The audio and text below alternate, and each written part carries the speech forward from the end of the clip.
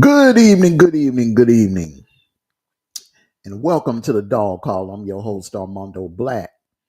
Well, tonight is Tuesday night, and you know that can only mean one thing only. Somebody's going in the doghouse tonight. Yes, indeed. Yes, indeed. Yes, indeed. And I can't think of any more deserving people. And you know what? It was a coin toss. It was a coin toss between those refs down in Austin last Saturday night or those clowns on game day Saturday morning. So my thing is the refs, they defecated on us one time. They tried to defecate on us one time. But them clowns over there at game day, those clowns, Pat McAfee, Desmond Howard, Kurt Herbstreit, Reese Davis, and including you, Nick Saban. I got all the respect for you. You the GOAT and everything.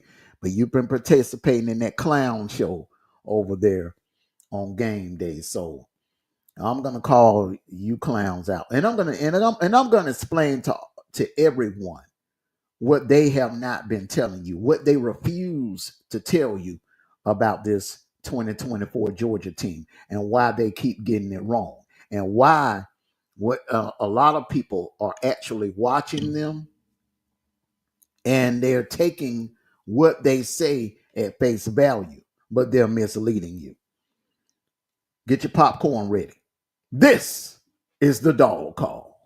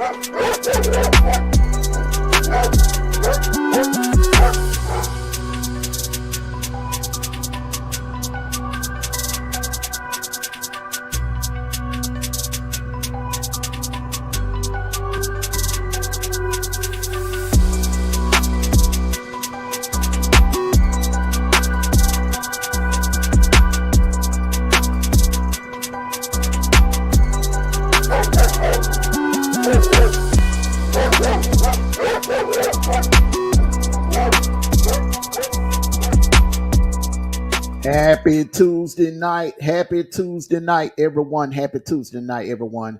I'm going to start by wishing everyone a pleasant Tuesday evening. I hope all of you had a blessed and productive Tuesday today. Salute, salute, salute, salute. All right, let me get on into my talking points here. And this has been long overdue. All right. And by all means, I was going to do this win or lose after the Austin game. I was going to do this win or lose. But you see, you clowns over there, ESPN, you force my hand. Because really, honestly, I really, really didn't want to have to do this. I really didn't, But y'all, you keep, you know, disrespecting my dogs.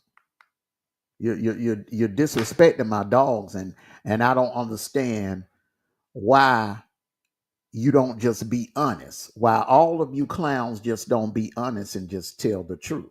Hey, look, Georgia got hit with some injuries. Georgia got hit with some injuries. Let's go back to the Kentucky game. Georgia got hit with some injuries. We had a lot of players that went down in that Kentucky game. Okay.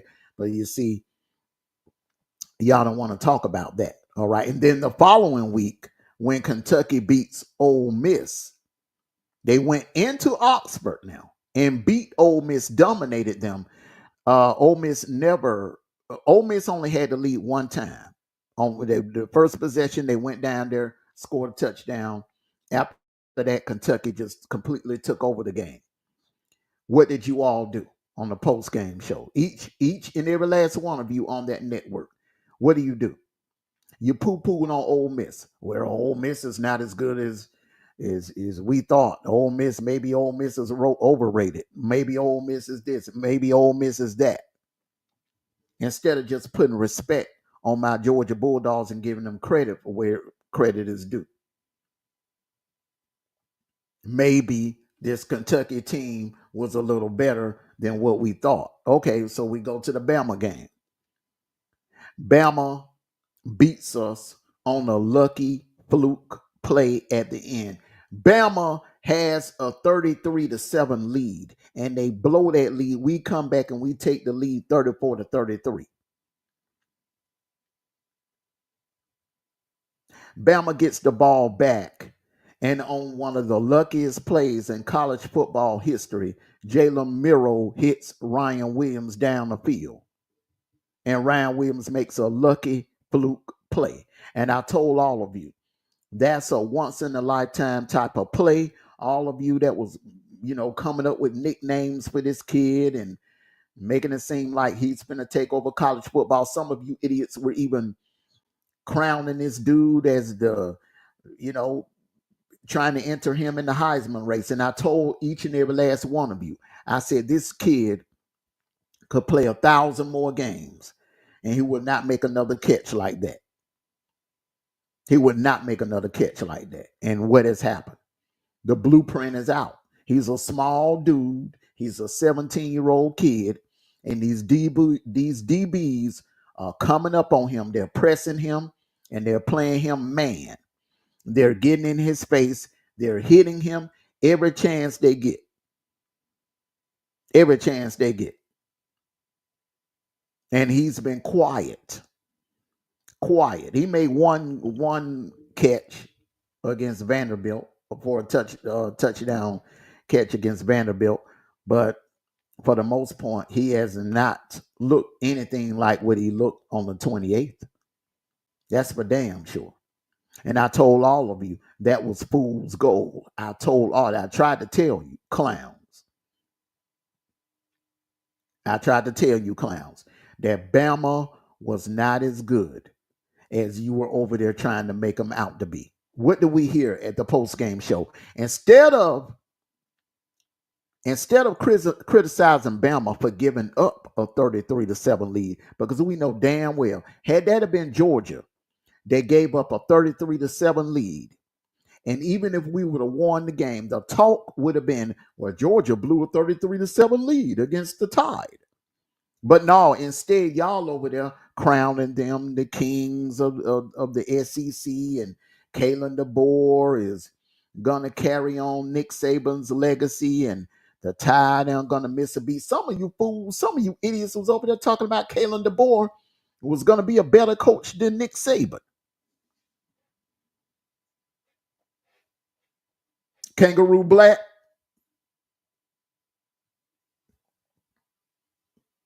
And don't delete none of your videos, bro. Because like I said weeks ago, you flip-flop more than Mitt Romney. Now you over there in a deep depression because reality done set in, because I told you what was going to happen before it even happened. I told you Bama was going to lose somewhere between maybe 3 to 4 games this season. You're on 2 already. You got 1 more to go. I told you Bama is not going to see number 19 no time soon, especially with the 12-team playoff. You see, most of them national titles, if you go back before the BCS era, most of those national titles were just popularity contests. They were just announcing national champions held after Thanksgiving. Back, if you won a national title before from 1978 on back, you were awarded a national title held after Thanksgiving dinner. That Friday, that Saturday, they would announce the national champion before they even played a bowl game. So they weren't really crowning no real champions back then. Now we go into the BCS era.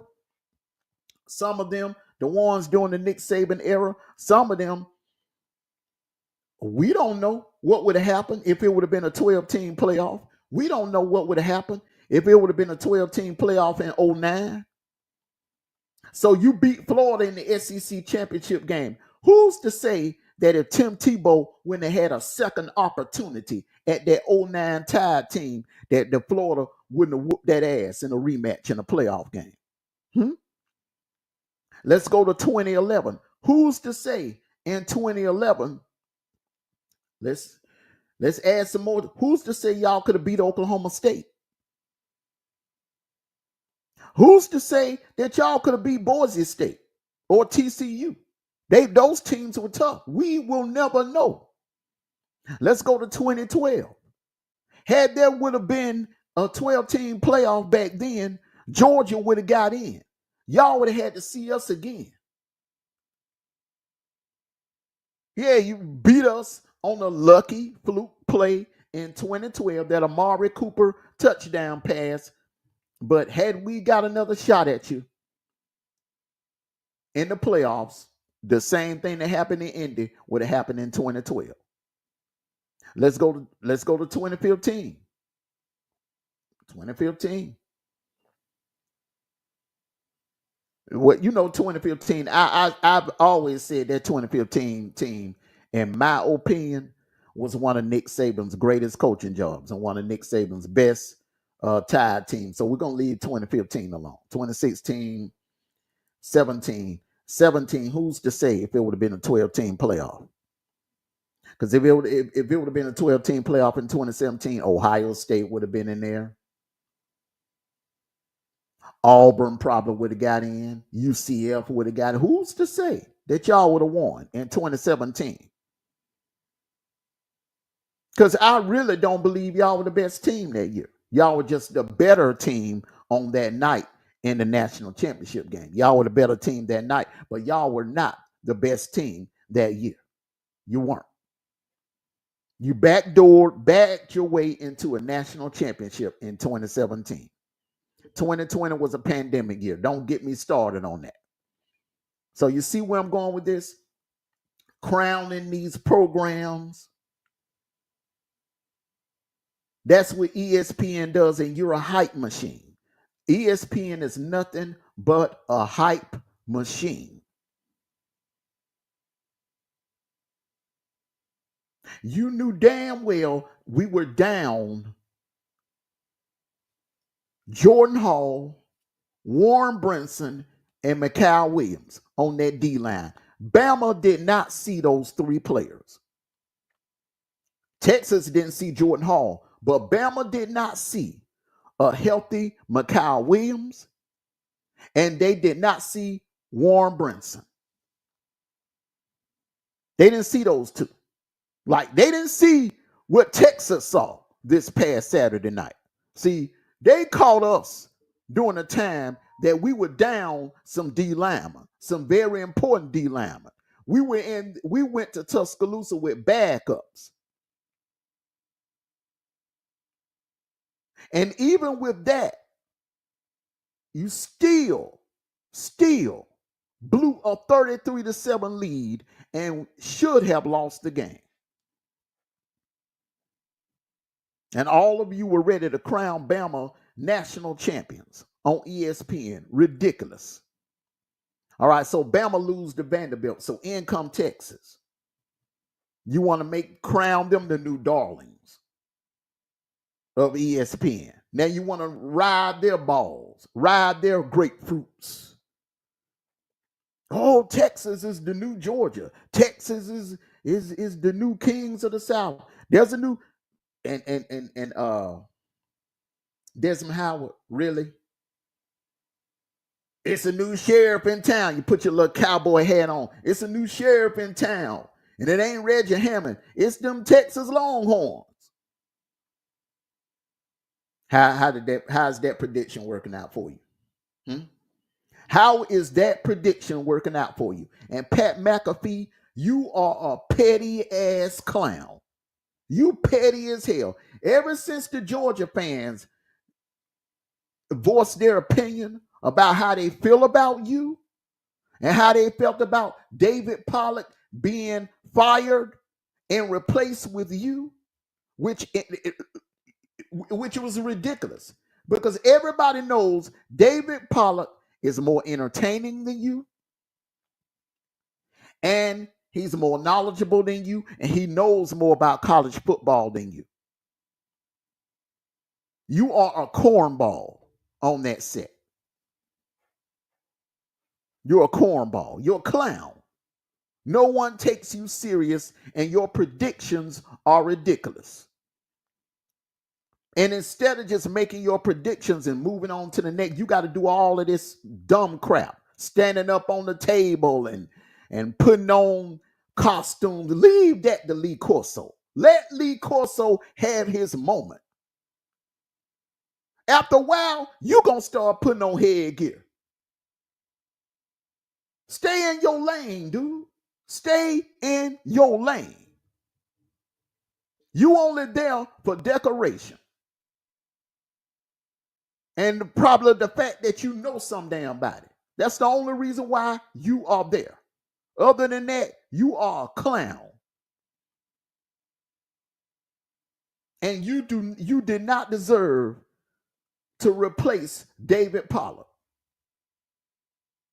David Pollock was one of the more entertaining spots on that show. Him and Maria Taylor.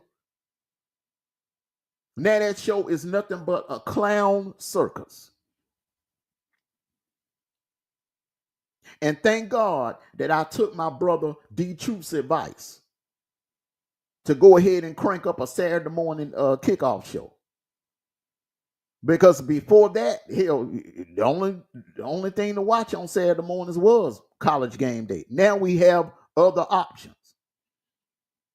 Honestly, I'd rather watch Big Noon Kickoff than to watch you clowns over there making dumbass predictions without even looking at the facts. So you over there, all you clowns over there trying to make it seem like Texas was unbeatable. Let's get into that. Texas was unbeatable. That all week long, from Sunday to Saturday morning. Oh, Texas gonna do this to Georgia. Texas gonna do that to Georgia. Texas gonna do. Some of you fools was over there predicting blowouts. Based on what? Michigan? Huh? The same team that got lucky to beat USC. A USC team that I think has only won maybe like 3 or 4 games this year. The same team that has went through 3 different quarterbacks. The same Michigan team that has no identity. No identity whatsoever. You hanging your hat on a suspect Michigan team. The fact that Texas went up there and beat Michigan, and I told everybody after they did that, I said my Georgia Bulldogs could go up there in Ann Arbor and drop 50 plus points on that pathetic Michigan defense. Look what Illinois did to them Saturday. So Texas is unbeatable based on what? Oklahoma, the same Oklahoma that's been hit with injuries. They've been hit harder with injuries than any other program in the P4, in my opinion. They've been hit hard with injuries.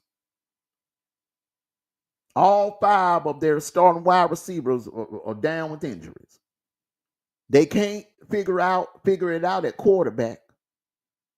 Their defensive line is the only bright spot of the team, and we all know the rule of thumb. A defense can't pitch a shutout every Saturday. There are going to be some games where your defense is not going to be able to pitch a shutout. And you got to have an offense to cover the slack. Then you say Georgia don't play a complete game. Georgia never play a complete 60 minutes. Georgia. Did Texas play a complete 60 minutes in Dallas? Did Bama play a complete 60 minutes against South Florida?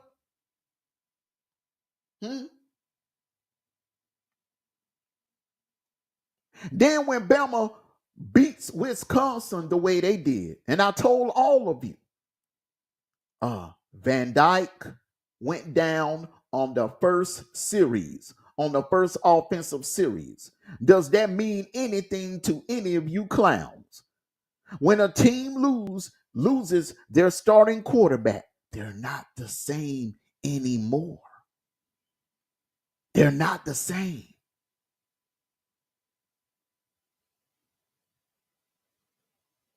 They're not the same.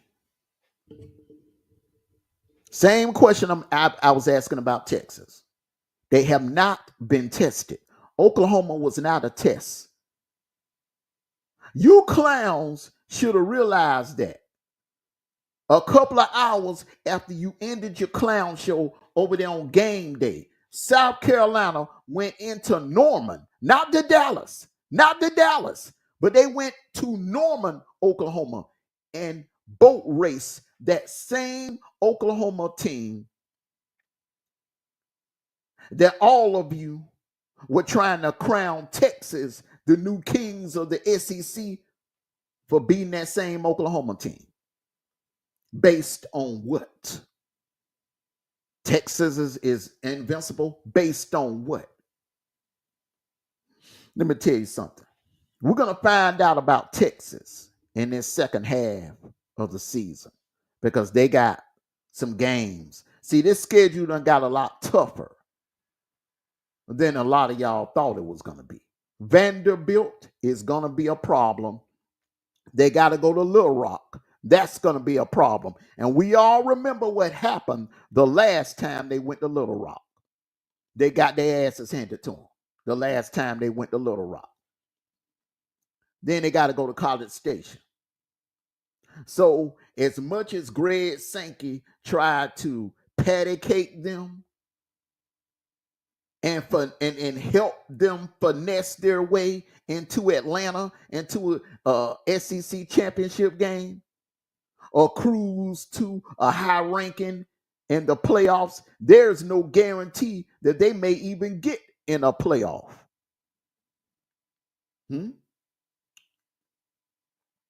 There's no guarantee. Remember, 3 losses, you out. They down to 1. What makes you so sure that they're going to go to Nashville? Because I know a lot of you are predicting bounce back games and Texas is going to do that. What makes you so sure that Vanderbilt won't do the same thing to them? What makes you so sure that that same Arkansas's team that dominated Tennessee in Little Rock, what makes you think they won't do the same thing to Texas? And one thing I can say about Tennessee that I can't say about Texas, Tennessee's been tested. Tennessee's been battle tested. They boat raced the same Oklahoma team that y'all were over there goo-gooing and gargoyling trying to crown Texas the national champion for beating. Tennessee boat raced that same team, but at the same time, Tennessee beat Bama, in which we all know Bama is a much bigger test and a better opponent than Michigan and Oklahoma. And Arkansas beat that Tennessee team. So what makes any of you think that Longhorns team is going to get out of Little Rock with a W?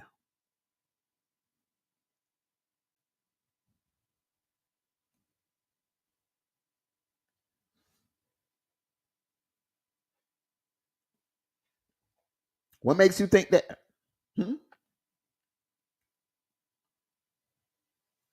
Hmm? You can be sitting around with egg on your face, with your mouth wide open, like it was late Saturday night after we got done shutting Austin, Texas down. And we all know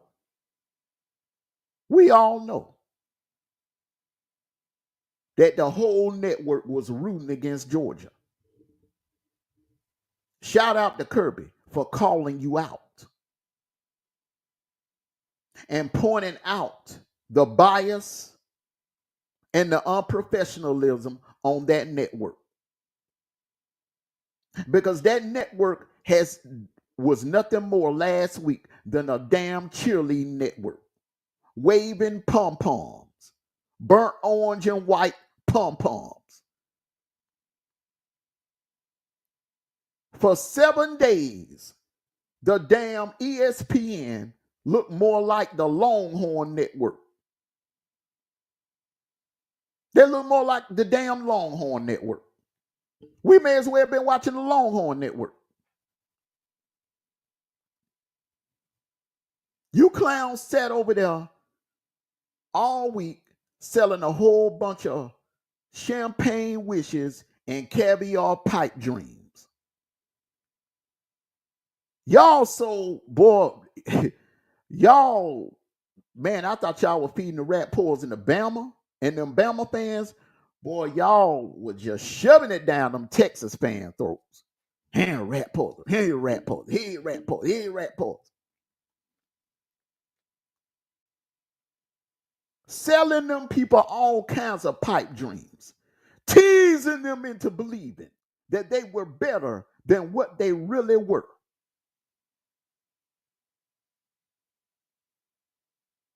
See, I haven't seen that much dream selling on TV. It's like watching a damn rerun of Fantasy Island. And I'm being totally honest. I really honestly felt like I was watching a rerun of Fantasy Island. All of those pipe dreams he was selling them Texas fans over there made no sense. And all of the dream selling you were selling over there, all of that stuff you were saying about my Georgia Bulldogs. Oh, their offense is suspect. Their defense is suspect. Georgia is not Georgia anymore. Georgia doesn't play complete games. All of that crap you said over there that you was talking on game day to them Texas fans, gaslighting them up, hyping them up into believing that they were better than what they really were. It sounded good. It sounded good. But in real life, my Georgia Bulldogs run the SEC. Let me say it again. My Georgia Bulldogs run this conference now. This is the reign of Kirby Smart that you're witnessing. And once again, 2024 will be the year of the dog, just like 2021 was, just like 2022 was. 2024, Kirby runs the SEC. Now, I don't know what's going to happen in the playoffs.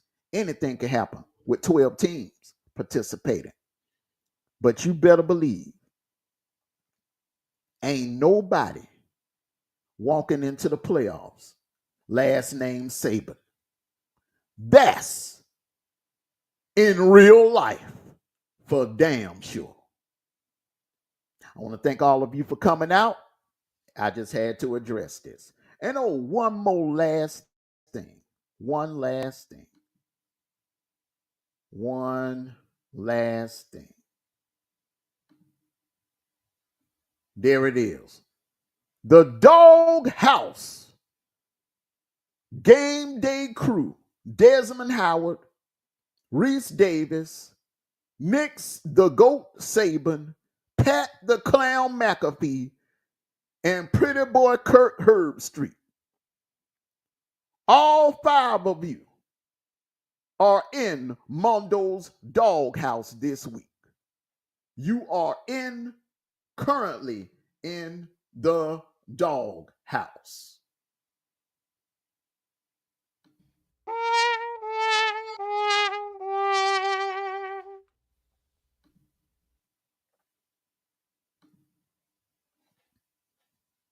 And deservedly so. I want to thank all of you for coming out. Make sure you hit that like button on your way out. Share this video. And if you ain't subscribed to this channel, shame on you. Shame on you for not subscribing to this channel, because we're bringing you some great content over here at 20s Media Sports. And make sure that you join us here on Friday. Me, Sniper, D-Truth, and my little sis, You Knew. We're going to have the Friday night kickoff show. And on Saturday morning, you already know what it is. Saturday morning, and that feature game, that game down in Kyle Field is going to be huge. LSU, Texas A&M. I'll be doing a prediction show on that one. And I will also be doing a prediction show on the contest up in Eugene. And that's going to be a huge test right there. Illinois traveling to Eugene to take on Oregon. That's going to be, we're going to find out a lot about Oregon. We're going to find out a lot about Oregon in that game. So those two are going to be some major contests there. But that LSU Texas A&M game, it is so much on the line. I can't even stress to you all how important that game right there is going to be in Kyle Field. That game is going to be huge. Huge. Now, like I said before, Texas A&M mathematically can lose that game and still possibly win a trip to Atlanta. All right. But with that being said, you go to Atlanta, you're running the risk of catching that third loss. So LSU, a loss in that game. LSU still, they would only have one loss in the SEC. So that Bama game would become a must-win game. It ain't no de facto win it. That will be an elimination game if LSU loses this game in Kyle Field. So to be honest with you, both teams need the game. Both teams need the game because Texas A&M, you don't want to be in a situation where you're playing the Longhorns and it's an elimination situation because you'll be down to 2 losses, 1 more loss, 3 strikes you out. You already know that when it comes to the playoffs, 3 strikes you out. So you don't want to be in that situation. In LSU, you damn sure don't want to be in that situation where you have 2 losses and you have to play Bama in Death Valley. Even though I think you could take the Tide in Death Valley, you just don't want to go into that situation because despite the troubles that Bama has had this year, they're still Bama. They still have weapons and they can still make explosive plays if they catch you slipping. So take it from a fan of a team that lost to them this year knows, okay? All right, so everybody hit that like button. Thank you all for coming out. And once again, if you have not subscribed to this channel, shame on you. Make sure you hit that subscribe button. Hit that notification bell and get all the notifications to the upcoming shows. All right, we're going to bring you content. We're going to bring you content over here every day. So everyone, thank you all for coming out. I'm Armondo Black. Like I always say, take care of yourselves and each other. And one last thing, go